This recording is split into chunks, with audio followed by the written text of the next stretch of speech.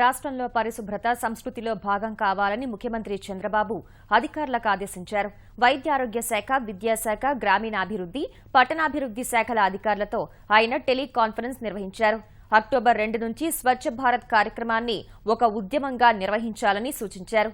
పరిశుభ్రతతోనే ప్రజారోగ్యం, ప్రజారోగ్యంతోనే ప్రగతి సాధ్యమని ఆకాంక్షించారు. దేవాలయాలు, ప్రార్థనా మందిరాలను పరిశుభ్రంగా ఉంచుకున్నట్లే పరిసరాలను పరిశుభ్రంగా ఉంచుకోవాలన్నారు. తాగునీటి వనరులన్నీ క్లోరినేషన్ చేయాలి, క్రమం తప్పకుండా ఫాగింగ్ నిర్వహించాలని ముఖ్యమంత్రి ఆదేశించారు. దోమల ఉత్పత్తి కేంద్రాలను గుర్తించి యాంటీ లార్వా ఆపరేషన్లు ముమ్మరం చేయాలన్నారు. ప్రతి నెలలో దోమలపై దండయాత్ర, పరిసరాల పరిశుభ్రత, వనం మనం, జల సంరక్షణ కార్యక్రమాలను ఉత్సాహంగా చేపట్టాలని సీఎం సూచించారు. పరిశుభ్రంగా ఉన్న ప్రదేశాలకు అవార్డులు, పరిశుభ్రతకు పాటుపడే వారికి ప్రశంసా పత్రాలు ఇస్తామని వెల్లడించారు. ఆంధ్రప్రదేశ్ బహిరంగ మల విసర్జన లేని రాష్ట్రంతో పాటు అంటువ్యాధుల రహిత రాష్ట్రంగా రూపొందించాలని అధికార యంత్రాంగానికి దిశానిర్దేశం చేశారు.